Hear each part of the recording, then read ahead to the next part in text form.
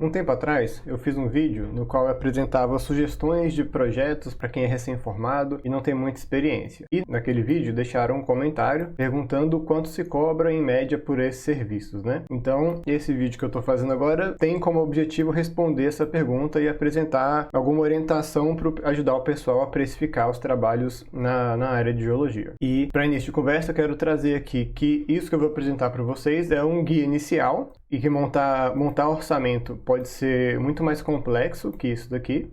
E esses valores que eu vou apresentar, eles são apenas orientativos. Eles servem como uma referência, mas dependem muito do grau de dificuldade e da experiência do profissional. E além de ajudar a precificar o trabalho, esse material que eu vou mostrar, eu acho que também é um ótimo guia para ajudar os profissionais que estão iniciando a carreira a identificar serviços que podem ser oferecidos. E os documentos que eu vou mostrar aqui são as tabelas de honorários. As mais recentes que eu encontrei são as da Associação Profissional de Geólogos de Santa Catarina, da Associação Profissional dos Geólogos da Amazônia e do Sindicato dos Geólogos do Estado de Minas Gerais. A de Santa Catarina, ela é a mais completa, vai ser a primeira que eu vou mostrar aqui, e ela é de 2024, então ela está bem atualizada. A de Geólogos da Amazônia parece ser de 2023 e tem algumas questões interessantes ali que eu quero mostrar também. E essa de Geólogos de Minas Gerais, ela, pelo que eu entendi, ela é de 2022. Então, bora nessa. Essa daqui é a tabela de honorários da Associação Profissional de Geólogos de Santa Catarina. Como eu falei aqui, ela é de 2024, então ela está bem atualizada. E ela é a tabela mais completa que eu encontrei pela quantidade de serviços que ela tem aqui com preços, né? Com orientação de valores para serem cobrados de honorário. E aqui ela vai ter para diversas áreas de atuação dentro da geologia. E é separado aqui, né? Pelo primeiro item, que de assessoria e consultoria técnica com sugestão de valores. Aí aqui são atividades mais rápidas e simples, né? Aqui para responsabilidade técnica, que é basicamente quando você se torna responsável técnico por uma empresa e o valor vai variar de acordo com a quantidade de horas que você tem com o contrato com aquela empresa, a quantidade de horas que você vai atuar para aquela empresa. Aqui o item 3 são relacionados a documentações para órgãos públicos, né? Principalmente a Agência Nacional de Mineração, órgãos ambientais. E no caso aqui, como é Santa Catarina, também tem esse CIOUT aqui, que eu acredito que seja o órgão responsável pela gestão de recursos hídricos de Santa Catarina. E as atividades que eu deixei marcadas aqui em amarelo são atividades que eu já atuei e que boa parte delas eu também menciono naquele vídeo que eu mencionei sobre essas atividades que eu indico e eu sugiro para profissionais que estão iniciando carreira e ainda não têm muita experiência. Então aqui a gente tem sugestões de valores para cada uma dessas atividades, né? Aqui especificamente para rochas e minerais, são uma questão de sondagem, análise petrográfica, seja macroscópica, seja de lâmina. Para o pessoal aqui de avaliação de gemas, né, o pessoal da gemologia. Aqui hidrogeologia, então você vai ter projeto de poço, teste de vazão, teste de bombeamento, uma variedade de coisas. Atividades aqui de geofísica, de geologia ambiental, modelagens digitais, economia mineral, geotecnia. Agora aqui uma série de trabalhos específicos, né? Aqui no vídeo que eu falei de sugestões de trabalho para o pessoal com menos experiência, eu menciono aqui esses laudos geológicos também. Eles são bem comuns, não são muito complexos de serem elaborados para quem é da área. Então é isso, essa aqui é a tabela de Santa Catarina, que como eu falei, eu acho que ela é a que mais completa, que tem a maior quantidade de atividades. Essa daqui é a de Geólogos da Amazônia. Ela tem uma questão que eu acho interessante, que apesar da quantidade de serviços que ela apresenta aqui ser bem menor, ela tem isso aqui que eu acho bastante interessante, que é essa separação de valores de acordo com a experiência do profissional. Então ela coloca aqui o geólogo júnior, como até 5 anos de formado, o pleno de 5 a 10 anos de formado e o sênior com 10 anos de formado. E ele traz aqui esses multiplicadores, né? 30, 42 e 60.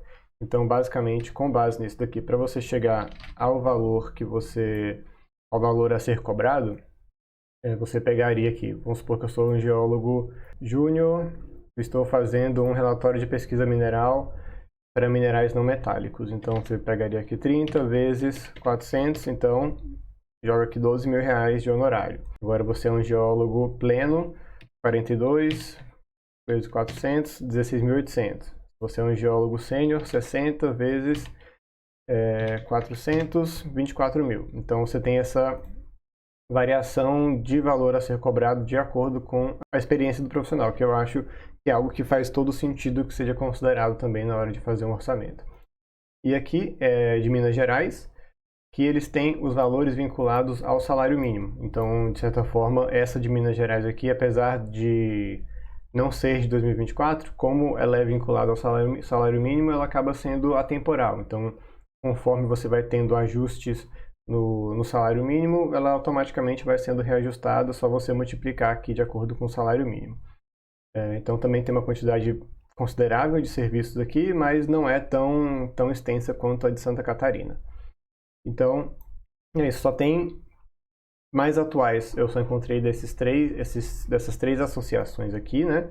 Não tem para todos os estados, até existem algumas de outros estados, só que bastante desatualizadas. Mas eu acho que pegando essas aqui e às vezes comparando uma com a outra, talvez pegando do estado mais próximo do local onde você atua, e você consegue ter algum direcionamento bem interessante para iniciar e para fazer um orçamento aqui para quem ainda está um pouco mais inexperiente, né? E para boa parte das atividades aqui, o valor não vai variar muito de uma tabela para outra, mas tem algumas aqui que esse valor já pode ser bastante diferente. Aí vai depender muito de uma avaliação caso a caso, para você não acabar ficando com um orçamento muito fora da realidade, né? O que eu observei aqui como tendo uma diferença mais considerável é aqui, o estudos de impacto ambiental, comparando a tabela da Amazônia, cadê aqui? Essa daqui, elaboração de EIA-RIMA na tabela da Amazônia com a tabela de Santa Catarina. Aqui em Santa Catarina eles colocam o valor de 24.100 para elaboração de EIA-RIMA. Já a tabela da Amazônia, eles colocam esse multiplicador aqui de 140. Então vou pegar ali um profissional intermediário, né, um profissional pleno, o multiplicador é 42 vezes 140, dá aí 5.880. Até se você for o sênior, né, o geólogo sênior, 60 vezes 140, ainda assim dá 8.400. E é um valor consideravelmente menor do que o indicado aqui como valor mínimo por Santa Catarina, né? Então, tem isso.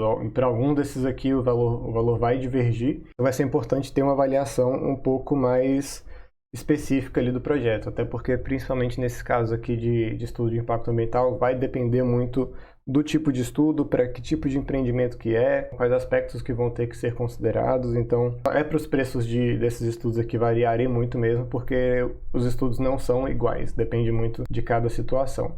E aí, outras questões que eu acho interessante de trazer, isso aqui tudo foi mencionado, né, é que além dos valores que estão constando ali como honorários, tem outros custos que precisam ser adicionados para concluir, né, a elaboração desse orçamento.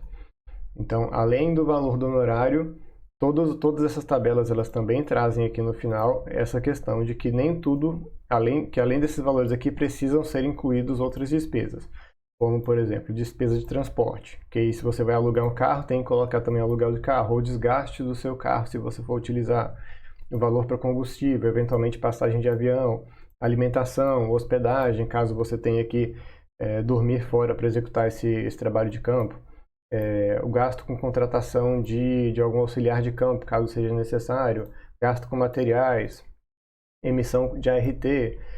Isso daqui não está claro em todas as tabelas de honorário, mas para mim faz sentido você, além do honorário para você elaborar um relatório, você também ter os honorários específicos para a diária de campo. Então eu tenho que elaborar um relatório e para elaborar esse relatório eu tenho que ir a campo e passar 5 dias em campo coletando dado.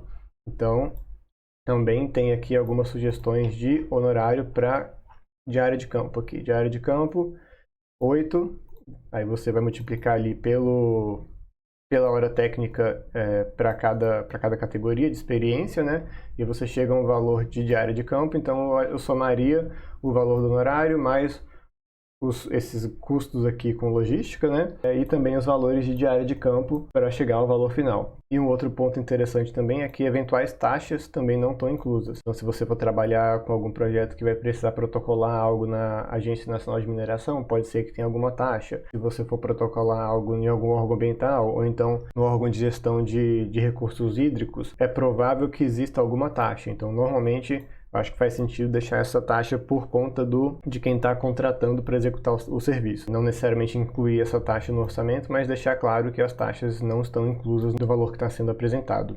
Eu vou deixar na descrição do vídeo o link para acessar essas tabelas de honorário que eu mostrei aqui para vocês. E eu queria fechar aqui com uma pergunta aí para saber se vocês acham que esses valores estão dentro da realidade, se estão muito baixos, se estão muito acima, se vocês já conheciam, se vocês usam essas tabelas como referência inicial para precificar os trabalhos. E é isso que eu queria compartilhar com vocês e até uma próxima.